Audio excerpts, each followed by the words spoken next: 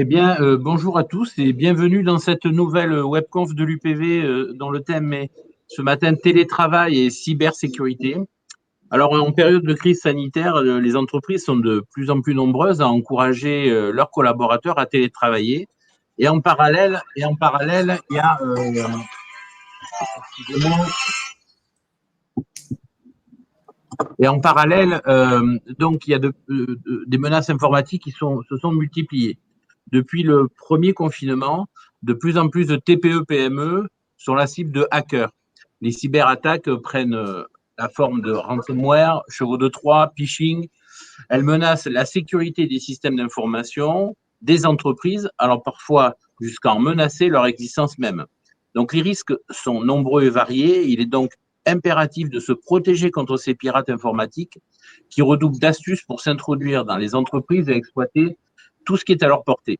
Donc, les collaborateurs des entreprises doivent nécessairement être sensibilisés à la cybersécurité, car dans la majeure partie des attaques, c'est l'humain qui présente la plus grande faille de sécurité. Donc, le télétravail, le nomadisme et les peurs liées au contexte sanitaire ont permis aux hackers d'exploiter de nouvelles opportunités. Le télétravail généralisé pose donc de nouveaux enjeux en matière de sécurité informatique. À défaut d'avoir formé tous les salariés contre les cybermenaces, il est possible de leur proposer une série de bonnes pratiques à mettre en place rapidement et facilement. Alors, pour aborder ce sujet de la cybersécurité et du télétravail, l'UPV a fait appel à deux spécialistes que nous avons le plaisir d'accueillir ce matin, mais que vous connaissez déjà pour leurs précédentes interventions.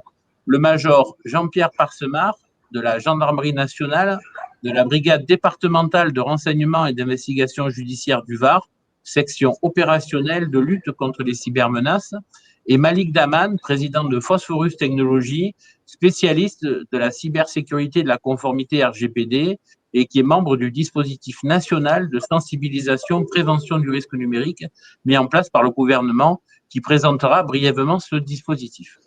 Pour conclure, donc un petit rappel technique en termes d'organisation.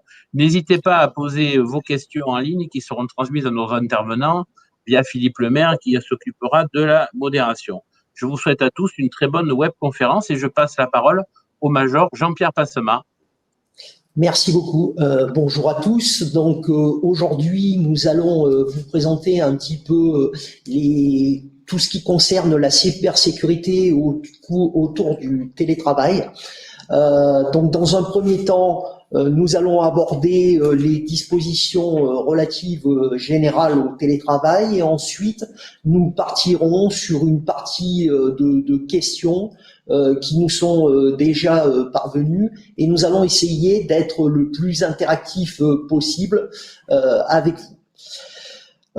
Concernant donc ce télétravail, on va dans un premier temps voir qui est éligible au télétravail au sein de l'entreprise, les services, les collaborateurs, etc.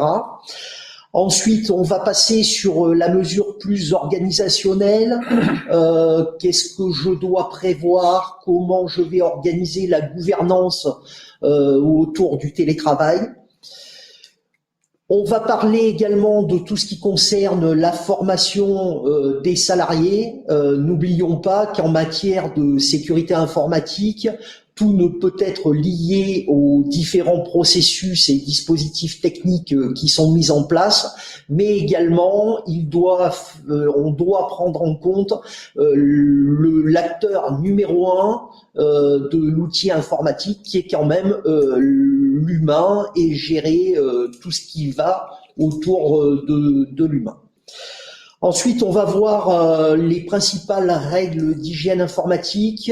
L'Agence nationale de sécurité informatique qui dépend du Premier ministre a d'ailleurs édité un guide spécifique pour les TPE et PME, guide qui vous sera fourni dans les documents que nous joindrons en fin de conférence. On vous fournira différents petits documents, des infographies, des guides concernant la gestion de toute la sécurité informatique autour de votre entreprise. On va voir également que cet outil informatique génère des conséquences juridiques et on va aborder un petit peu tout ce qui concerne la charte informatique, mais également le règlement général de protection des données du 25 mai 2018, qui est quand même assez contraignant et qui impose donc aux entreprises de suivre des règles concernant la protection des données et en particulier celles qu'elle détient en provenance de tiers, en ayant à l'esprit que ce règlement n'est pas facultatif mais qu'il s'applique pleinement au sein de l'entreprise. Enfin, nous aborderons toute la partie mise à disposition du matériel informatique, comment on va pouvoir gérer ce bureau à distance, puisque nous sommes pleinement inscrits dans un cadre de travail, et même si ce travail se réalise depuis le domicile, on ne doit pas oublier qu'on doit considérer toute cette activité à l'identique de travail au sein même de l'entreprise. En dernier, on verra également tout ce qui concerne la restitution des travaux qui ont été réalisés au domicile, en particulier le matériel informatique, mais également toutes les datas qui ont été produites pendant ce temps de télétravail et comment on va les réimporter dans le système d'information de l'entreprise de façon sécure. Voilà, je vais passer maintenant la parole à Malik qui va débuter sur qui est éligible au sein du télétravail dans l'entreprise et nous allons essayer tous les deux d'interagir au mieux dans le cadre de la webconférence. Merci Major. Alors, c'est bien et c'est important de rappeler en fin de compte que l'on parle RGPD, sécurité, cyber, télétravail, les bases sont toujours les mêmes. Et il est important qu'une entreprise comprenne ça et commence à mettre les bases en place. C'est ce qu'on appelle la gouvernance, voilà. Et dans la gouvernance, dans un premier temps, il est effectivement important de décider dans l'entreprise qui va faire du télétravail, de quelle manière il va le faire. Il faut informer les collaborateurs. Il va falloir vérifier par rapport à son contrat de travail aussi l'ancienneté, le nombre de jours qu'il va faire en entreprise et le nombre de jours qu'il fera en télétravail. Tout ça doit être clairement défini pour donner un cadre bien identifié aux travailleurs et aux télétravailleurs pour qu'ils sachent exactement quelle va être sa mission. Le télétravail, pour être réussi, c'est une collaboration entre le responsable de l'entreprise et le télétravailleur, parce qu'il va falloir qu'il y ait une bonne cohésion entre les deux. Et donc, par rapport à ça, il va être indispensable de former le télétravailleur aux outils du télétravail, au process pour faire du télétravail et vérifier que ces acquis sont bien maîtrisés. Voilà, c'est vraiment important parce qu'on peut pas laisser quelqu'un dans la nature sans qu'il ait les clés, les éléments et la compréhension de tous ces éléments-là. Voilà. On va tout de suite arriver à la problématique que le télétravail peut générer, ce sont des risques cyber. Hein, voilà. Et là, comme a dit le Major Passemard, nous on a souvent une phrase, on dit souvent que le problème se situe entre le clavier et la chaise. Les outils informatiques et tous les process qui peuvent être mis en place, en fin de compte, ne doivent pas faire en sorte qu'on s'endorme et qu'on ne surveille pas. Et très très souvent, quand on analyse une attaque cyber, on se rend compte que quand on remonte la problématique, eh bien il y a une faille et souvent la faille elle est humaine. Et pour éviter ces failles, il faut absolument que les personnes qui sont en télétravail soient aguerries et aient la compréhension de toutes ces données. Et c'est pour ça qu'il faut absolument sensibiliser. Alors, l'UPV ou d'autres organismes font souvent des sessions de formation sur les risques cyber. Il y a beaucoup de guides qui existent sur l'ANSSI, sur la CNIL ou d'autres choses, voilà, qui sont édités.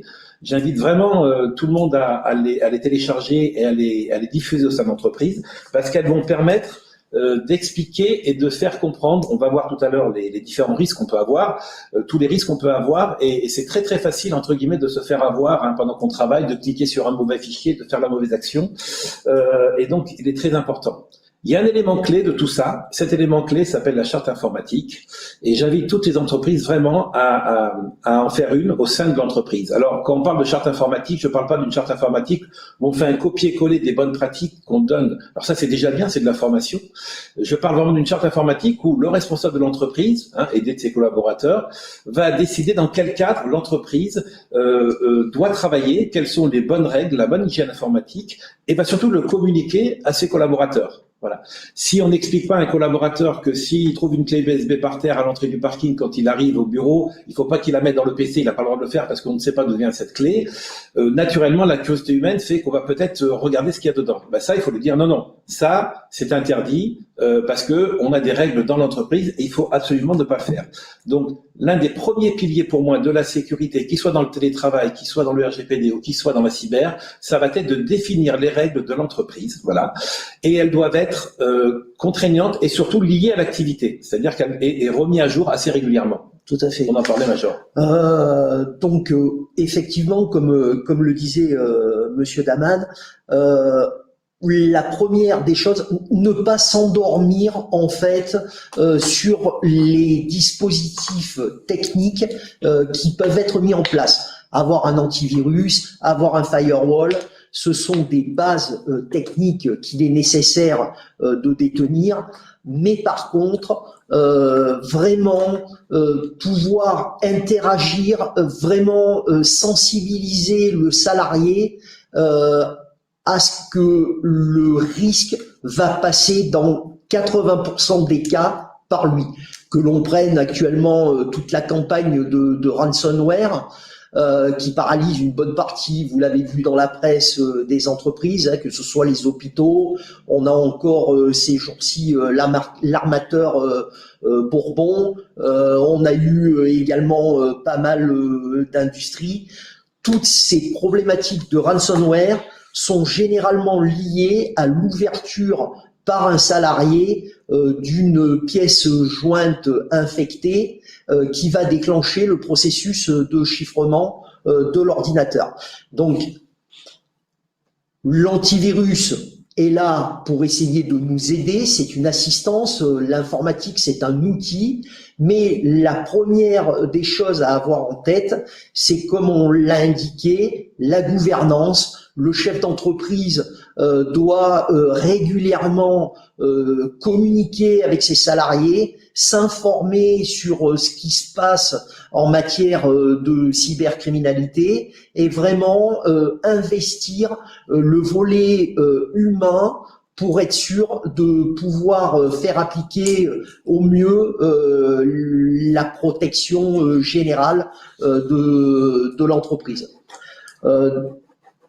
La gouvernance, ça commence par qu'est-ce que je veux faire avec mon service informatique, qu'est-ce que j'ai besoin pour travailler. Et à partir de ce que j'ai besoin pour travailler, je vais utiliser une méthode pour analyser mes principaux risques. Qu'est-ce qu'il me faut à minima pour pouvoir faire fonctionner mon entreprise, et à partir de là, quels sont les services que je peux me permettre de laisser dégrader. Quand on a défini déjà qu'est-ce que j'ai besoin, on va, en ayant en tant que chef d'entreprise une bonne connaissance de son entreprise, être en mesure de dire là j'ai des risques, il va falloir que je les corrige le plus rapidement possible, et là le risque est moindre, je pourrais prendre un petit peu plus de temps pour le corriger. Une fois cette gouvernance posée, tout le reste ne va être que des déclinaisons matérielles de ce que je vais vouloir conduire. Tout à fait, merci Major. C'est vrai qu'il y a deux choses qui sont importantes. La première, c'est définir une charte informatique pour définir les règles de travail dans l'entreprise. Et la deuxième, qui n'est pas une option, qui est une obligation, je le rappelle à tout le monde, c'est se mettre en conformité au regard du RGPD. Depuis le 25 mai 2018, toute entreprise doit être conforme au RGPD. Et malheureusement, c'est pas encore le cas, mais toute entreprise qui a fait sa conformité va voir apparaître toutes les problématiques. C'est une espèce de grande matrice où on va dire quels sont les utilisateurs de l'entreprise, quels sont les systèmes que j'ai, quels sont les traitements que je fais, où est-ce que je les stocke, quelles sont les données à caractère personnel que je fais, que j'utilise, combien de temps je les garde. Et cet ensemble d'informations va permettre de faire une grande matrice pour justement mettre en place cette charte informatique et cette sécurité dont on parle, dont le télétravail n'est qu'une terminaison en quelque part. Et si en amont on a réglé tous ces problèmes, eh bien le télétravail va bien s'effectuer parce que les données seront forcément bien sécurisées. On aura fait un PRA, un plan de retour à l'activité pour se sécuriser. Je vous rappelle que une entreprise qui n'a pas aujourd'hui de PRA en place, pour moi, était vraiment une entreprise en danger. La première partie de l'entreprise, c'est le plan A, c'est je fais tout pour me sécuriser, comme a dit le major, antivirus, firewall, bonne pratique, c'est très bien. Dans à peu près 100% des cas, un jour, ça ne va pas marcher et on risque de se faire attaquer et donc cryptoloquer. Si on a perdu ces données, il faut absolument un plan B pour être en capacité de restituer ces données, ce que le RGPD vous oblige à faire, puisque si vous avez des données à caractère personnel, vous devez être en capacité de les redonner. Et donc, ces deux points forts, si on s'appuie sur ces deux points forts, faire du télétravail après ne sera plus que de la technique et pas des choses très compliquées parce que les bases seront déjà posées dans l'entreprise. Les bases de la gouvernance et de la sécurité des données. À l'heure actuelle, de ce que nous voyons passer, nous, au niveau des atteintes aux entreprises, le risque informatique représente quand même 45% du risque général des entreprises, alors que le risque physique est maintenant descendu pratiquement à 7% parce que il y a très peu de manipulation d'espèces, très peu vraiment d'attaques sur les locaux des entreprises, et le risque financier ne représente plus qu'une douzaine de pourcents. Donc on voit que ce risque informatique est vraiment quelque chose de prégnant à prendre en compte, et c'est pas se dire comment je vais être attaqué, mais quand je vais être attaqué. Tout à fait. Exactement. Dans 100% des cas, comme je disais, toute entreprise, un jour ou l'autre, se fera attaquer. Et donc, il est vraiment primordial d'avoir un plan pour être capable de restaurer ces données et de surtout reprendre l'activité. Ça s'appelle un PRA, c'est vraiment primordial. Après, une fois que ces deux bases sont posées, c'est-à-dire que la charte informatique est mise en place, la formation a été faite et que l'entreprise s'est mise en conformité au regard du RGPD, effectivement, après, c'est plus qu'une relation entre l'employeur et l'employé, où l'employeur va devoir donner des outils à l'employé pour bien télétravailler. Alors, tout de suite, Major, je pense qu'il faut tout de suite mettre une chose en place, c'est on évite le pro-perso, perso-pro. Alors, tout à fait. On évite ce qu'on appelle en anglais le BOID, donc c'est l'usage des outils personnels dans le cadre d'une activité professionnelle. Pourquoi ? Parce que ces outils personnels sont absolument pas maîtrisés par rapport à l'entreprise. On ne sait pas quels ont été les usages qui ont été faits avant par le salarié de son matériel personnel, si ce matériel a été compromis, et auquel cas on va générer un risque important pour l'entreprise. Donc, numéro un, ça a été compliqué lors des mesures gouvernementales qui ont été prises assez brutalement en matière de Covid pour le premier confinement. Mais maintenant, on a un petit peu de recul, c'est d'avoir du matériel informatique dédié à cet usage de télétravail. Quand je parle de matériel informatique, bien sûr, c'est en numéro un l'ordinateur, mais on ne doit pas non plus oublier les smartphones. Pourquoi ? Parce que les smartphones sont maintenant des véritables points d'accès au système informatique de l'entreprise. Ils ne sont pas protégés aussi bien que peuvent l'être les ordinateurs, et donc ils génèrent un risque important en matière de porte d'entrée pour une intrusion informatique. Tout à fait. Quand on accompagne des entreprises en faisant le RGPD ou de la cyber, on fait un diagnostic, on pose des questions et on se rend compte dans à peu près 9 cas sur 10, les gens n'ont pas de gestionnaire de mots de passe et donc vont stocker les mots de passe, on en a de plus en plus. soit sous le clavier, sur un post-it, ou alors de plus en plus dans son téléphone. Voilà. Il n'y a rien de plus facile de pirater un téléphone, et donc une fois qu'on a piraté le téléphone, on a quasiment toutes les informations pour aller pirater l'entreprise. Donc c'est vraiment important, ça fait partie des choses à mettre en place, c'est d'avoir un bon gestionnaire de mot de passe pour éliminer toute la problématique de mot de passe. Il y a des produits gratuits reconnus comme la CNIL, comme KeePass, comme Dashboard, des produits comme ça qu'on peut installer, télécharger très très facilement. Je voulais aussi éveiller le point sur quand on fait du télétravail, on va donc aller à l'entreprise, revenir chez soi, donc on va potentiellement peut-être transporter soit des supports où il y aura de la data, soit peut-être un portable, et donc on va s'exposer ouvertement à peut-être se faire voler son ordinateur. Voilà, il y a des milliers d'ordinateurs qui sont volés tous les jours, et quand on se fait voler son ordinateur, il n'y a pas grand-chose après, parce que si on n'a pas mis une mesure en place, le mot de passe de Windows d'ouverture de session est très facile à craquer, et Tout donc à fait. Les données après vont être accessibles. Donc il est important de dire aux personnes qu'il est important de chiffrer. Aujourd'hui, il y a des outils de chiffrement, des outils qui sont gratuits, certains sont payants, ils sont accessibles, et on peut chiffrer son ordinateur nomade, on peut chiffrer même son téléphone maintenant, ou alors des supports, pour éviter et se dire en cas de perte ou de vol, de se dire c'est dommage, mais on ne pourra pas récupérer la data. Voilà, ça c'est très important parce que c'est l'un des grands risques qu'on a identifiés. Après, sur la partie interne, il est aussi, on a identifié souvent quand on fait du télétravail, les gens utilisent leur box internet. Et très souvent, on s'est rendu compte qu'ils ont même gardé le login et password d'origine fourni par le fournisseur d'accès.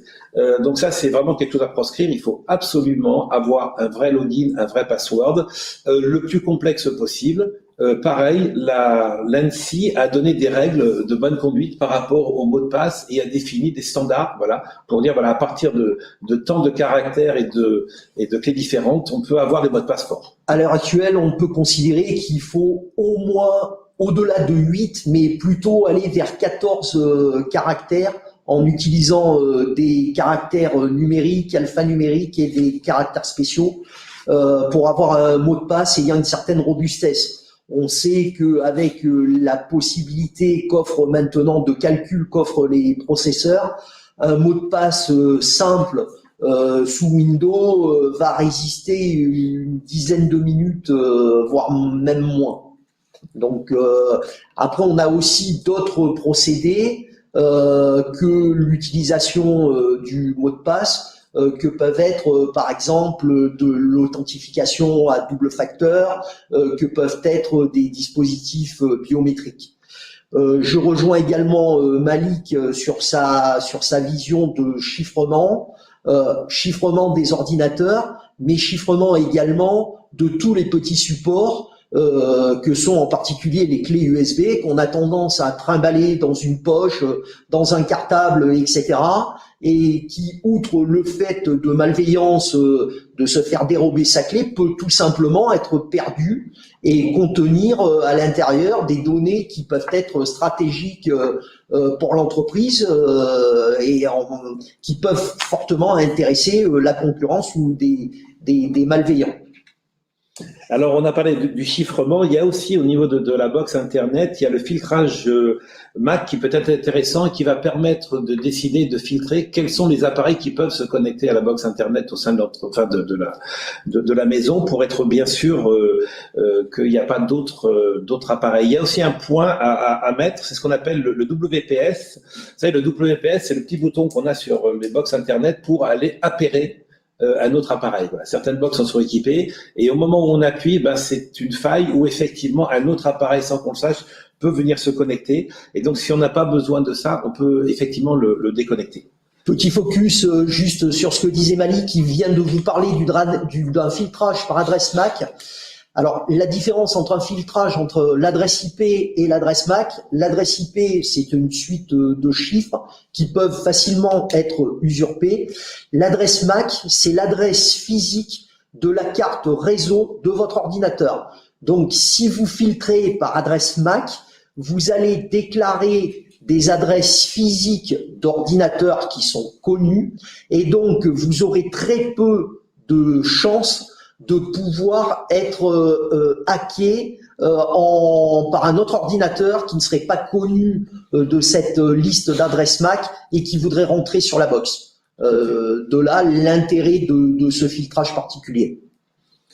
Après, on peut peut-être voir les principaux recommandations qu'on peut donner aux télétravailleurs, hein, peut-être, hein, sur la partie de comment bien travailler. En fin de compte, quand on est en télétravail, il faut se dire que on est en fin de compte dans l'entreprise, sauf qu'on est dans l'entreprise chez soi. Et donc, les règles de l'entreprise s'appliquent. Et aussi bien les règles de sécurité que la manière de travailler, ça s'applique et ça doit être appliqué. Donc, si effectivement elles ont bien été définies en amont dans la charte informatique, eh bien, tout le monde a bien compris comment on va travailler, comment on doit travailler. Après, bien évidemment, une fois que son ordinateur a son antivirus, qu'il est mis à jour, que c'est pas un antivirus gratuit, qu'on n'en a pas 3-4 sur le PC comme on trouve des fois, qui font qu'ils s'annulent entre eux. Après, bien évidemment, il va falloir essayer d'être prudent. On a parlé de renforcer les mots de passe, du Wi-Fi. Il faut sauvegarder absolument les datas de manière récurrente sur plusieurs points, à plusieurs endroits. Ça, c'est quelque chose qui est vraiment très important. Alors, petit focus sur la sauvegarde des datas. Ne pas croire que parce qu'on a du cloud, du style une Dropbox ou ces outils-là, on est protégé des ransomware, par exemple. Parce que généralement, le chiffrement va commencer par votre ordinateur, mais comme la Dropbox synchronise, elle va synchroniser le virus et toutes vos données qui ont été protégées sur ce style de sauvegarde risquent également d'être chiffrées ou infectées. Donc, je conseillerais de faire une sauvegarde sur un support amovible qu'on va ensuite déconnecter de l'aspect Internet en lui-même. Vous avez tout à fait raison. Et d'ailleurs, nous, par exemple, dans les standards qu'on applique, dans les entreprises qu'on accompagne, on sauvegarde tous les jours de la semaine, du lundi, mardi, mercredi, jeudi, vendredi, samedi et dimanche pour certains clients qui travaillent. On sauvegarde les 4 premiers jours de chaque semaine du mois et on sauvegarde les 6 premiers de chaque mois. Donc, ça veut dire que un bon PRA, c'est avoir, par exemple, 15 sauvegardes de chacun des ordinateurs ou des serveurs avec une profondeur un versionning, ce qu'on appelle de 6 mois en arrière, pour être capable de restaurer. Et comme disait le Major, il nous est arrivé sur certains clients qui ont découvert qu'ils avaient un ransomware depuis plusieurs mois, d'avoir besoin d'aller rechercher une sauvegarde de plus de 3 mois en arrière pour retrouver une bonne sauvegarde pour lui reconstruire son système. Donc attention, aujourd'hui, les ransomware sont de plus en plus intelligents, ils ont des timers et ils sont capables de se déclencher des fois avec beaucoup de temps et qu'une fois qu'ils ont infecté l'ensemble du parc. Donc il est primordial d'avoir énormément de sauvegarde par rapport à ça. Et quand on fait une sauvegarde, il est utile donc bien sûr de réaliser cette sauvegarde, mais il est utile aussi de temps en temps d'essayer de restaurer cette sauvegarde, parce que si ces sauvegardes ont été altérées, à la fin on n'aura plus aucune possibilité de pouvoir restaurer nos données. Tout à fait. Il arrive très souvent que des gens pensent avoir la sauvegarde et en fin de compte, quand ils veulent la réinstaller, elle marche pas. Donc il faut tester ces sauvegardes, c'est vraiment important. Il y a aussi une chose importante, c'est ça paraît basique aujourd'hui, mais c'est quand même important, n'avoir que des logiciels originaux, mis à jour, ainsi que son antivirus, ainsi que son operating system. Ça peut paraître être des choses assez basiques, mais en fin de compte, on se rend compte très très souvent que les versions de Windows sont pas à jour, les antivirus sont pas à jour, que dans les ordinateurs, il y a des logiciels qui ont été téléchargés sur certains sites qui ont fait introduire des malwares, des trojans, des cheval de Troie ou ainsi de suite, et qui sont dans le PC, surtout quand on est plus ou moins à la maison. Ça fait partie des choses importantes qu'il faut signaler, Major. Tout à fait.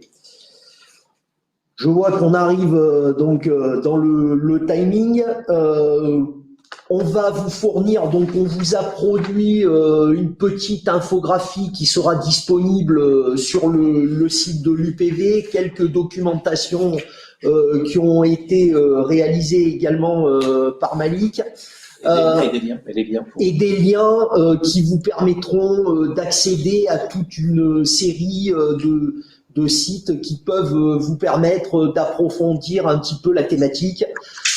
Donc on a en particulier 2 sites gouvernementaux qui peuvent être intéressants. C'est le site cybermalveillance.gouv.fr. C'est un GIE dans lequel participent un certain nombre de grandes entreprises, des des organisations professionnelles, mais également la gendarmerie, puisque la gendarmerie fait un focus particulier sur la protection des TPE, PME. Et également, vous pouvez trouver sur le site de l'ANSSI, l'agence de sécurité des systèmes informatiques qui dépend du Premier ministre, toute une série de guides qui sont relativement bien faits et vulgarisés pour être facilement abordables par tout le monde, qui évoquent une grande partie des problématiques qu'on a développées au sein de la webconférence. Peut-être résumer pour redire une fois un peu tout ce qu'on a dit. Pour bien faire du télétravail, il faut respecter les règles identiques à celles que l'on a au bureau.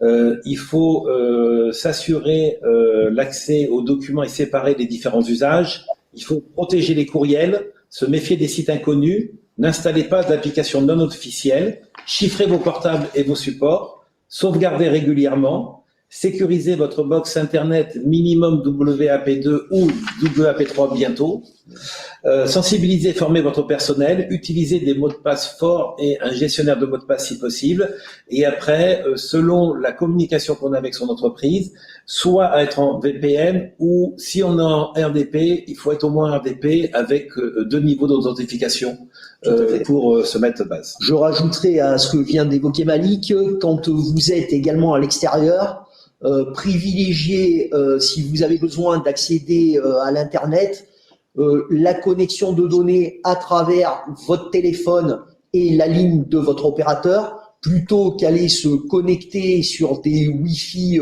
gratuits dont on ne sait pas trop qui se trouve derrière et qui serait susceptible de pouvoir servir de ce qu'on appelle un pot de miel, c'est-à-dire la création d'un faux réseau Wi-Fi pour pouvoir récupérer une partie de vos données et de vos communications.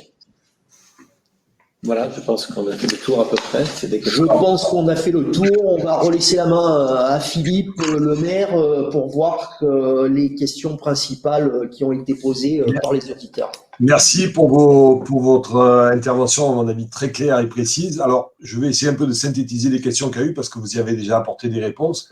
Donc, il y avait toute une série de questions sur le matériel et logiciel. Donc, la question du Wi-Fi, vous l'avez abordé. La question des matériaux informatiques, vous l'avez abordé aussi.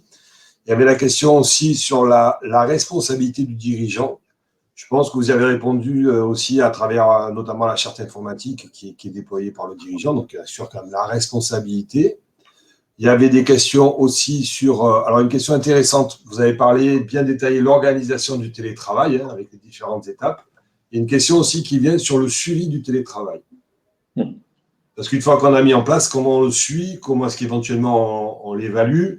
Je crois que le major très rapidement a parlé du retour du télétravailleur aussi. Il y a peut-être un process qui est assez identifiable sur la bonne méthode. Voilà. Tout à fait. Le risque, c'est ce matériel ou ces données qui ont été créées en dehors du cadre quelque part sécurisé de l'entreprise. À un moment donné, il doit revenir dans l'entreprise, voire être réinjecté sur le système d'information habituel de l'entreprise. Et là, on a un risque. Donc, il faut soit prévoir ce qu'on appelle une station blanche, c'est-à-dire c'est un ordinateur sur lequel se trouvent que des antivirus. Bon, alors ça, on peut, pour réaliser une station blanche, c'est très simple, hein. On peut prendre simplement un ordinateur déclassé, puisque ça ne demande pas beaucoup de ressources, installer dessus plusieurs antivirus et passer les données sur cette station blanche afin de voir s'il y a des compromissions ou pas. Et s'il n'y a pas de compromission, ensuite, on peut réinjecter les données dans le système d'information de l'entreprise. Voilà, il existe pour faire ça. Alors effectivement, nous on est pour mettre un antivirus fort, et puis derrière il y a des outils qui peuvent être accessibles à travers le net avec des grands opérateurs qui permettent de scanner toutes les vulnérabilités et de permettre de confirmer qu'il n'y a pas dans les données de malveillants qui sont à remettre dedans. C'est une question qui est importante, le côté de la réversibilité, c'est-à-dire qu'il faut que les données soient récupérées, soient remises dans l'entreprise. Il faut aussi s'assurer que tous les codes ou les droits ou les habilitations qui ont pu être données à un moment donné, si elles n'ont plus à être, elles doivent revenir. Elles doivent être fermées. Mais normalement, quand on fait justement son RGPD ou qu'on fait justement sa charte informatique, c'est quelque chose qui va être inclus puisque, par exemple, au départ d'un collaborateur, on va lui demander de restituer son ordinateur portable, son téléphone, peut-être les clés de la voiture, mais on doit maintenant restituer aussi l'ensemble des habilitations qui lui avaient été données, qui va lui permettre d'aller sur certains sites, des portails, des choses comme ça, pour faire son activité d'avant. S'il a fait plus partie de l'entreprise, il a pu y aller, et le chef d'entreprise doit être absolument sûr qu'il a récupéré l'ensemble de ses habilitations. Tout à fait. Après, on a aussi la possibilité par rapport au matériel informatique. Le matériel informatique, les ordinateurs portables, maintenant, ils coûtent quand même de moins en moins cher. Nous, par exemple, nos ordinateurs portables qui sortent du service dans le cadre des enquêtes ne peuvent pas être réinstallés sur le réseau Internet. C'est-à-dire qu'on part du principe que l'ordinateur portable qui est parti en nomade à l'extérieur de la zone sécurisée que constituent nos locaux, est susceptible d'avoir été infecté. Donc, on ne reconnectera jamais cet ordinateur sur le réseau de la gendarmerie. Je suis d'accord, il faut être un peu riche et pouvoir posséder 2 ordinateurs, un vraiment dédié pour l'extérieur et un dédié sur la zone entreprise. Merci. Alors, il y a quelques questions qui reviennent. Vous avez vraiment la politique de devoir et en matière de prévention. Malheureusement, on n'a pas écouté et le risque est arrivé. Donc, face au risque et j'ai envie de dire aux sanctions qui tombent, quelle est la bonne pratique? Voilà. Malheureusement, j'ai été hacké. On me demande de payer une rançon. Je paye pas. Voilà. À qui je m'adresse? Voilà, toute cette série de questions qui reviennent.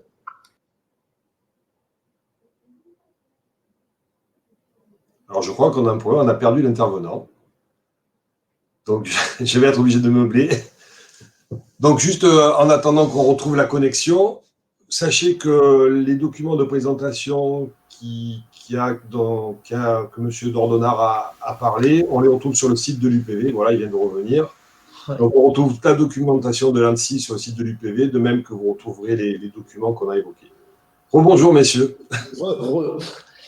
Donc, par rapport à ce que vous disiez, moi, en tant que gendarme, je ne peux pas vous conseiller de payer. D'autant que on a affaire quand même à une population de criminels, hein, ce sont des criminels. Donc, on n'est absolument pas garanti, qui sont souvent dans des pays distants. Hein, on voit actuellement avec les campagnes de ransomware, la plupart viennent soit d'Asie, soit de Russie. On voit également ça avec tout ce qui concerne les faux ordres de virement qui viennent souvent de criminels franco-israéliens basés en Israël. On n'est absolument pas sûr d'avoir la clé de déchiffrement pour récupérer ces données. Et d'autre part, on a eu le cas dans plusieurs dossiers où les gens qui avaient payé étaient devenus entre guillemets des bons clients, et quelques temps plus tard, on les a de nouveau rackettés en leur disant vous avez eu le ransomware, mais nous on a vos données, et vos données elles ont une valeur. Donc maintenant, soit vous payez une nouvelle rançon pour récupérer vos données, soit on les diffuse ou on les vend au plus offrant. Donc vraiment aucune garantie, même si on serait plutôt dans une politique de récupérer le service de l'entreprise au plus vite, de se voir restituer ces données. Alors, moi, je vais être encore plus clair, si je peux dire, c'est il faut absolument pas payer, de toute manière. C'est d'abord alimenter ça. Deuxièmement, comme vous dites, avec le Bitcoin, c'est intraçable, donc on peut pas savoir à qui on fait. Et de par notre expérience, alors nous, depuis 4 ans, on a connu un peu plus d'une centaine d'attaques de CryptoLocker. Il n'y a qu'une seule chose qui a pu sauver les personnes de cette attaque de CryptoLocker, c'est parce qu'ils avaient un PRA. On en a parlé déjà avant, plan de retour à l'activité, c'est-à-dire que j'ai un plan avec plein de sauvegardes qui vont permettre de récupérer. C'est la seule solution pour contourner un CryptoLocker qui va être embêtant, d'accord, parce qu'il va nous bloquer, mais on va être capable en 2-3 heures de restituer, même en mode dégradé, pour que l'entreprise puisse redémarrer. C'est ce qu'on fait nous tous les jours avec plein de clients partout en France. C'est la seule solution pour répondre vraiment à une attaque de CryptoLocker. Et comme vous disiez, moi j'ai plein d'exemples et de vrais exemples de personnes qui ont payé, qui ont d'ailleurs, quand ils ont payé le Bitcoin, qu'ils n'ont jamais reçu, ou alors ils ont effectivement eu une partie de la clé, mais ça n'a déchiffré qu'une partie des fichiers cryptés. Il fallait repayer une deuxième partie, et donc là, c'est rentrer dans un système où il faut absolument pas rentrer là-dedans.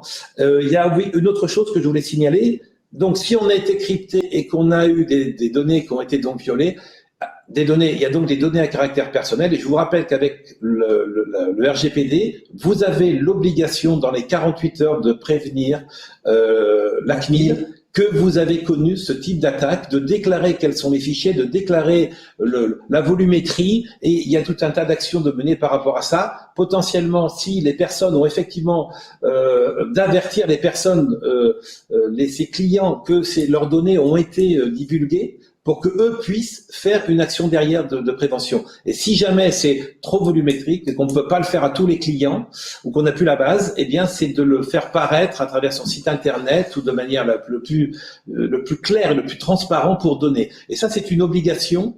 Et si on ne le fait pas, au regard de la loi, au regard du RGPD, là, on risque une amende et une forte amende. Ça, c'est très clairement identifié. Donc, il faudrait pas avoir la double peine, si je puis dire. Et donc, j'invite vraiment, et on en revient toujours au même cycle, hein, faire son RGPD, faire son PRA, avoir une bonne charte informatique. C'est un ensemble de choses qu'une entreprise doit absolument posséder aujourd'hui. Celui qui n'a pas de PRA, il est en danger. Celui qui n'est pas conforme au RGPD, eh bien, il risque une amende parce qu'il n'est pas en conformité au regard du RGPD.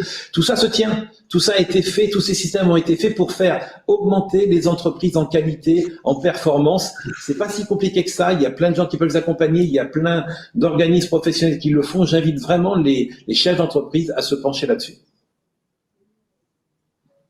Merci pour ces explications.